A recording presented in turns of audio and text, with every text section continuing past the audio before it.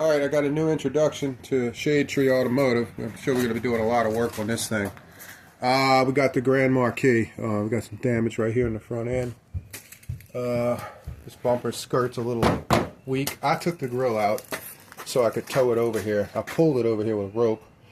It seems like there's no hookup for a rope to pull these things. However, if you have the ones with the two hooks, the steel hooks on each end of the rope, you can go through the grill and you can reach the frame. And then it's kind of crazy how you have to do it, but it does work.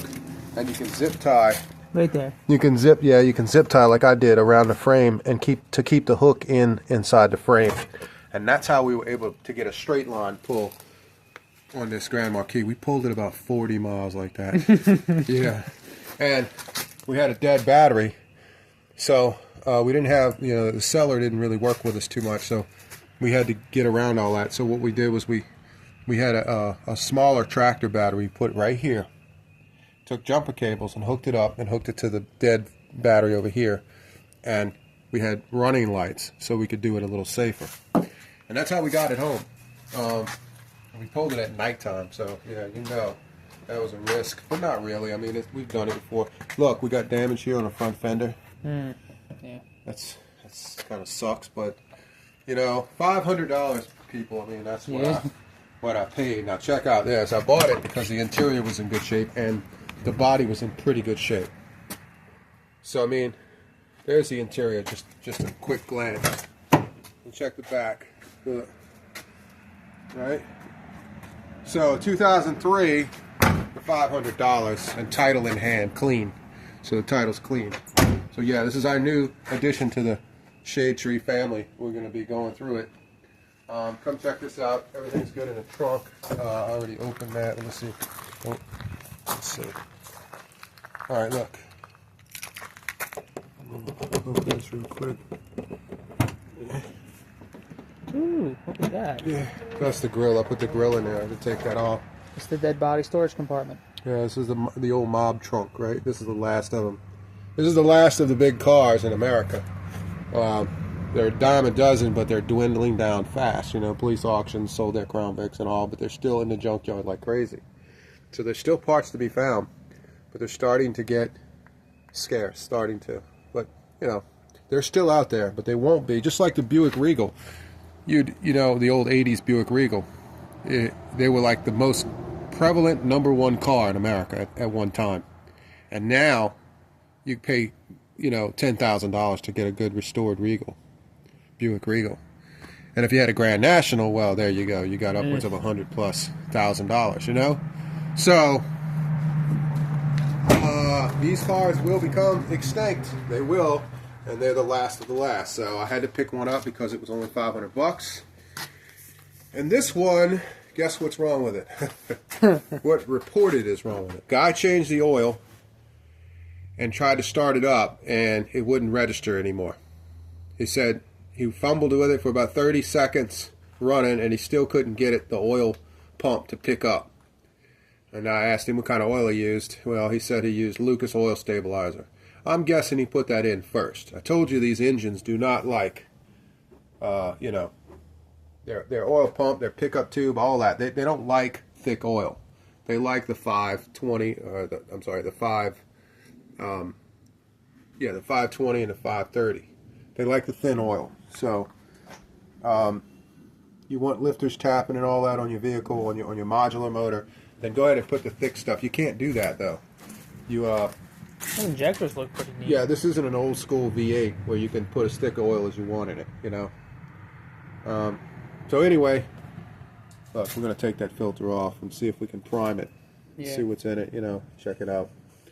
It is on sideways, so it'll be kind of hard to prime sideways, but if he ran it for a little bit like that, you think it won't kill it.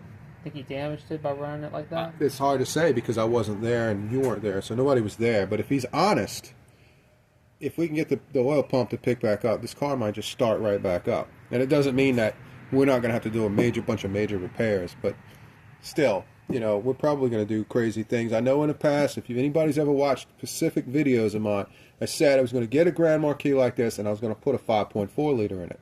I know other people have done it, but we haven't. And we got one. We got a 5.4 liter to go in here. So the only question is it going to get fun stuff like cams and other high performance parts? Now, as usual, we will document everything before we decide to do it. Or will we leave it original and just drive it around as a cruiser? Nevertheless, no matter what we decide to do, you can actually chime in and say what you'd like to see happen. Asking for comments now. Well, you know, I don't get a lot of comments on my channel, but when I do, I respond to them. So,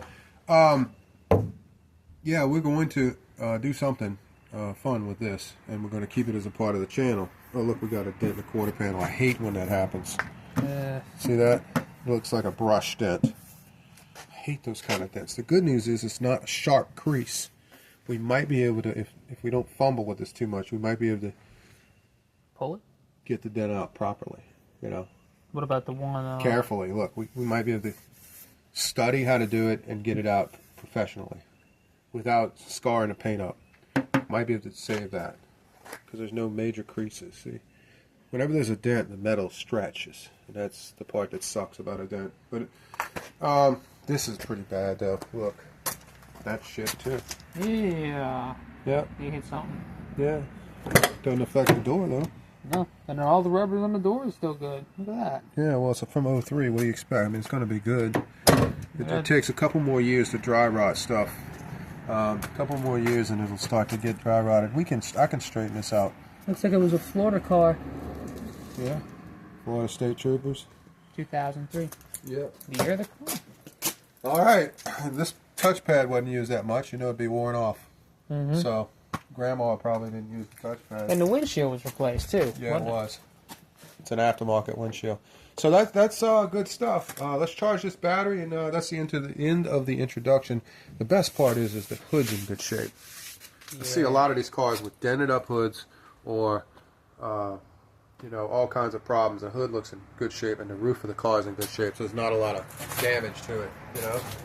Yeah, usually these cars are peeling because of problems with paint at the factory. Yeah, but it almost seems like it's been repainted. Ooh. Almost. You know. This might not have been the certain factory that had the peeling paint problem. Get it? It's the right color for the peeling paint. It is. You know, they could have recalled and had it repainted. You know, someone tried to take care of this car. I don't see any peeling paint on the car actually at all. No. So the color can be salvaged. Of course, it'd be one heck of a sleeper if we do what we were talking about with it. But we will see, and we will make our first video on it later. Besides the intro video. Anyway, thank y'all for watching. Like and subscribe if you want to see what happens to the most common Mercury Grand Marquis, and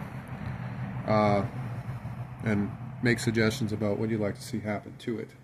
All right.